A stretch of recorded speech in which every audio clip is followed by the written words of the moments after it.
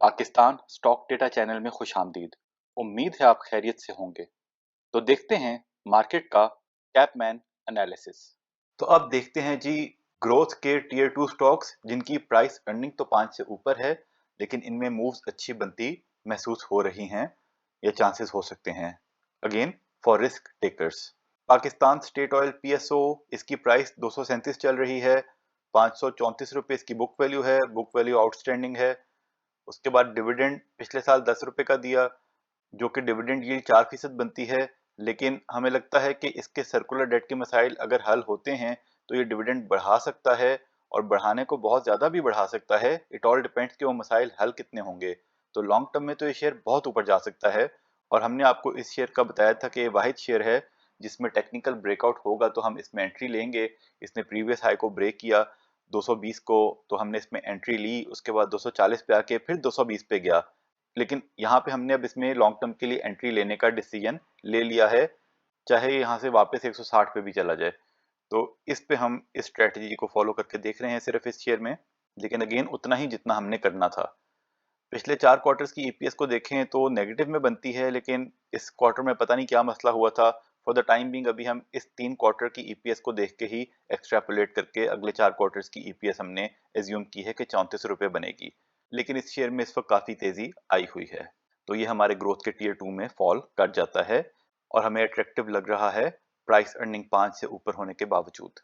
हमारी petroleum 413 price है, 188 की बुक वैल्यू है, और डिविडेंड अगर इसको जो पहले देते थे उसको, जैसे अभी इसने 800% बोनस दिया, तो उसको हमने 9 से डिवाइड करके देखा है, तो डिविडेंड तकरीबन इसका एस्टिमेटेड 26 रुपए बनेगा अगर प्राइस अर्निंग अगर ईपीएस इसी तरह कंटिन्यू रहे, जो कि अभी के हवाले से तकरीबन 64 रुपए बन रहा है, और 25-26 का ये डिविडेंड देंगे तो डिविडेंड यील्ड 6% बनती है, जो कि टियर 2 से कम है लेकिन इतनी बुरी नहीं है, और प्राइस अर्निंग भी 5 से ऊपर है। लेकिन फिर भी इस शेयर में अभी इसको बहुत ज्यादा नीचे नहीं जाने दिया जा रहा। अगर बिल्कुल लॉजिकली देखें तो शायद ये यहाँ से नीचे जाना चाहिए, लेकिन इसके डायरेक्टर्स भी बाय कर रहे हैं, और क्योंकि पास्ट में इतना ऊपर रहा था, तो ये उन शेयर्स में से ऐसे है कि यहाँ से कुछ ना कुछ ऊपर ये जा सकता है। अगले 2-3 साल के होराइजन में ये यहाँ से डबल भी हो सकता है, और ये कुछ ग्रोथ भी प्लान कर रहे हैं, तो हो सकता है आगे कुछ इनकी प्रॉफिटेबिलिटी मजीद बेहतर हो।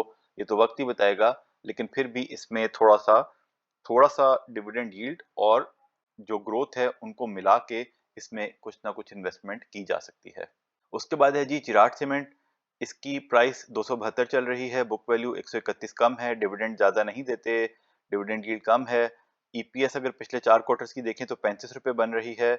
ऑल्दो रिसेंट क्वार्टर में ईपीएस बहुत ज्यादा हुई, लेकिन ये अब कहना मुश्किल है। अभी ठट्टा सीमेंट के तो 2-3 क्वार्टर्स अच्छी ईपीएस के चल रहे हैं, तो उसमें ज्यादा बेहतर हम असेसमेंट कर सकते हैं कि अभी उसके आगे क्वार्टर्स में भी ऐसी ईपीएस चल सकती है। इसकी इस क्वार्टर में बहुत ज्यादा ईपीएस हुई और कुछ अदर इनकम भी आई थी, तो इट्स डिफिकल्ट टू से कि क्या ये सस्टेन कर पाएंगे। तो for the time being assessment यही है कि 35 रुपए की ईपीएस है। बहरहाल क्योंकि रिसेंट क्वार्टर की ईपीएस इतनी अच्छी आई है, तो अगली ईपीएस आने से पहले इसमें मूव्स बन सकती हैं। उसके बाद है जी कोहाट सीमेंट, 395 की प्राइस चल रही है, 209 बुक वैल्यू है, डिविडेंड बिल्कुल नहीं देते। इसकी भी रिसेंट क्वार्टर की परफॉर्मेंस बहुत अच्छी आई है, और पिछले 4 क्वार्टर्स की ईपीएस 51 रुपए है, तो यही आगे कंटिन्यू रह सकती है। और क्योंकि बायबैक भी कर रहे हैं, तो उस हवाले से इसमें कुछ मूव्स बन सकती हैं। कोई टारगेट प्राइस नहीं, कोई पता नहीं मूव कहां तक बने, कोई पता नहीं यहीं पे रुका रहे, लेकिन ये फैक्टर्स इसके हक में जाते हैं। आगे बढ़ने से पहले बताते चलें, हम कोई बाय सेल कॉल नहीं देते, सिर्फ फंडामेंटल एनालिसिस करते हैं। फैसला सबने खुद करना है, क्योंकि मुनाफे में मौज अपनी अपनी और नुकसान में दौड़ अपनी अपनी। जो हमारी वीडियोस देखते हैं और पसंद करते हैं, उनका शुक्रिया। जिन्हें हमारी वीडियोस पसंद नहीं, वो प्लीज ना देखें। फिर है जी फैक्टो सीमेंट, इसको वैसे हमने बहुत डिटेल में अभी स्टडी नहीं किया हुआ, फिर भी अभी की इसकी प्राइस है 62 रुपए 65 पैसे। और जब ये आप वीडियो देख रहे होंगे इसको, उस दिन फिर कोई कैप ना लग जाए, इसको 3-4 कैप इकट्ठे लगे हैं क्योंकि रीसेंट रिजल्ट अच्छा आया है। बुक वैल्यूज की 77 रुपए, वो काफी है। उसके बाद डिविडेंड कुछ नहीं देते, लेकिन अगर पिछले 4 क्वार्टर की ईपीएस को देखें तो 9.5 रुपए बन रही है। फॉर द टाइम बिंग हम यही अज्यूम करते हैं कि यही आगे रहेगी, लेकिन अगर इसने भी अच्छा परफॉर्म करना शुरू कर दिया, इट्स डिफिकल्ट टू से, सिर्फ एक क्वार्टर पे असेसमेंट नहीं की जा सकती। फिर भी अगले रिजल्ट आने से पहले पहले काफी ऊपर ये भी जा सकता है। क्योंकि बहुत से लोग कई दफ़ा ये अज्यूम करना शुरू कर देते हैं कि भाई अगर ये इसकी 5 की ईपीएस चलती रहे तो साल में ईपीएस 20 रुपए की बन जाएगी, और उसके प्राइस अर्निंग हवाले से आपको पता ही है सीमेंट में कहाँ-कहाँ पे हैं। तो इसमें मूव्स बन सकती हैं, तो अगर कोई रिस्क लेना चाहे जब ये रुके तो थोड़ा बहुत ले, ज़्यादा नहीं। हम ज़्यादा रिस्क तभी लेने की कोशिश करते हैं जब थोड़ा-सा कंसिस्टेंसी से ईपीएस बेहतर होनी शुरू हो जाए। उसके बाद है जी एटलस होंडा, इसकी प्राइस है 841 रुपए, बुक वैल्यू कम है क्योंकि डिविडेंड मुनासिब देते हैं। डिविडेंड 62 रुपए का है और डिविडेंड यील्ड 7% बनती है।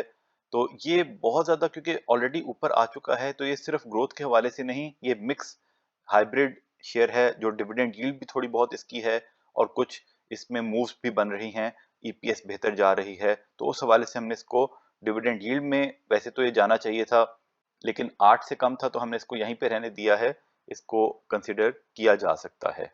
उसके बाद है जी सिटी फार्मा, इसकी 41 रुपए प्राइस चल रही है, 24 रुपए बुक वैल्यू है।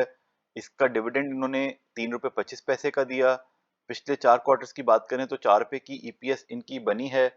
जी, 4 रुपए, और इतनी EPS for the time being हम अज्यूम करते हैं अगर कंटिन्यू रहेगी और 3 सवा 3 का अगर ये डिविडेंड देते रहें, तो ये इसकी डिविडेंड यील्ड 8% बनती है, तो ये हमारे टियर 2 में फॉल कर जाता है। लेकिन ये कुछ ग्रोथ कर रहे हैं, इन्होंने बाहर भी कोई सब्सिडियरी भी आई थिंक कोई बनाई है, तो हमें इसको लगता है कि ये मुस्तकबिल में थोड़ी ग्रोथ ज़्यादा कर सकता है, और प्राइस अर्निंग शायद फार्मास्यूटिकल सेक्टर में सबसे सस्ती कंपनी भी है और प्राइस अर्निंग भी इसकी काफी कम है, बाकियों की अर्निंग से बहुत ज्यादा वैल्यू चली गई है, तो इसमें ग्रोथ आ सकती है काफी। तो इसको जरूर, ऑलरेडी ये तो 20-22 पे जाके अब यहाँ तक आया है, लेकिन फर्दर भी अगर मार्केट ऊपर जाती रहेगी तो फिर इसमें ग्रोथ ज्यादा आ सकती है। फिर है जी तारिक ग्लास। तारिक ग्लास की प्राइस है 113 रुपए, बुक वैल्यू 102 रुपए है। डिविडेंड बहुत कम दिया रिसेंटली, तो डिविडेंड के हवाले से एक जमाने में बड़ा अच्छा शेयर हो गया था, लेकिन अब बहुत डिसअपॉइंट कर रहे हैं। और ईपीएस तकरीबन 25 रुपए आई पिछले 4 क्वार्टर्स की, लेकिन थोड़ा सा एक क्वार्टर में ज्यादा था, तो 20-22 रुपए की ईपीएस कंटिन्यू रह सकती है। डिविडेंड पता नहीं कब देंगे, लेकिन इतनी अगर ईपीएस चलती रहती है तो फिर भी प्राइस अर्निंग इसकी कम है, तो इसको लॉन्ग टर्म के लिए स्टॉक्स में अपने पोर्टफोलियो में रखा जा सकता है। तो ये हो गए जी टियर 2 ग्रोथ के 8 शेयर्स, और टोटल ये 36 शेयर्स हो गए हैं। पिछले साल 45 थे, लेकिन अब हम इनको 40 तक इस तरह ले जाते हैं कि हम 4 शेयर्स थोड़े से आइडेंटिफाई कर देते हैं वॉच लिस्ट में, उनके ऊपर डिटेल वर्किंग नहीं है। उसमें एक है आरिफ हबीब कॉर्पोरेशन लिमिटेड, अभी रिसेंटली ये कोई 66-70 रुपए के आसपास चल रहा है, 7 रुपए का डिविडेंड दिया। इसका आरिफ हबीब के साथ कोई मर्जर भी हुआ है, लेकिन इस टाइम पे क्लैरिटी बिल्कुल नहीं है कि अगले सालों में इसकी ईपीएस कैसी रहेगी जब ये मर्ज्ड एंटिटी हो जाएगी, लेकिन फिर भी इसको थोड़ा सा नज़र में रखा जा सकता है। अगर इस साल की परफॉर्मेंस जारी रहे तो ये 10% डिविडेंड यील्ड इसकी बल्कि 12% तक भी बन जाती है, तो उस हवाले से इसको देख सकते हैं। हब अगेन, हब में जी ज्यादा लॉन्ग टर्म के व्यू से, 2-3 साल के व्यू से इसमें एंट्री ली जा सकती है। अब क्योंकि इसका पावर का तो खत्म हो गया है और यहाँ पे आके शेयर अब यहाँ से और फर्दर बहुत नीचे तो नहीं गया, और बीवाईडी का कुछ अभी ये फैक्ट्री तो अभी लगने में टाइम है, लेकिन अभी कुछ ऐसा नजर आ रहा है कि शायद ये वहां से डायरेक्टली जो है बिल्ट यूनिट्स इंपोर्ट करके यहाँ बेचेंगे। बहुत ज्यादा प्रॉफिटेबिलिटी में इंक्रीज तो हम होती हमें नजर नहीं आ रही, लेकिन फिर भी इसको नजर में रखा जा सकता है अब ग्रोथ पॉइंट ऑफ व्यू से, क्योंकि अब डिविडेंड जल्दी हमें इसमें से अच्छा मिलता नजर नहीं आ रहा। इसके अलावा एसएनजीपी है। एसएनजीपी के तो अभी अकाउंट्स ही बड़ा लेट आते हैं, तो इसका बिल्कुल असेसमेंट करनी थोड़ी मुश्किल है कि क्या स्टेटस चल रहा है। डिविडेंड कभी अच्छा दे देते हैं, कभी बिल्कुल नहीं देते, लेकिन फिर भी इसको डिविडेंड यील्ड में भी मुनासिब है, लेकिन ये इसमें ग्रोथ मुस्तकबिल में हो सकती है।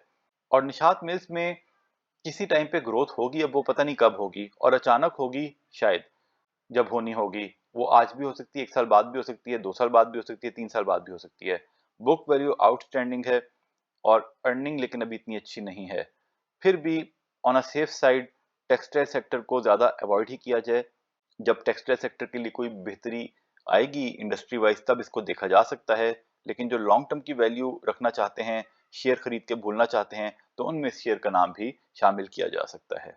तो ये हो गए जी ओवरऑल, प्राइमरीली जो थोड़ा सा सेमी डिटेल्ड एनालिसिस था वो 36 शेयर्स का था, और ओवरऑल 40 शेयर्स हमने आपकी वॉच लिस्ट में शामिल करवा दिए।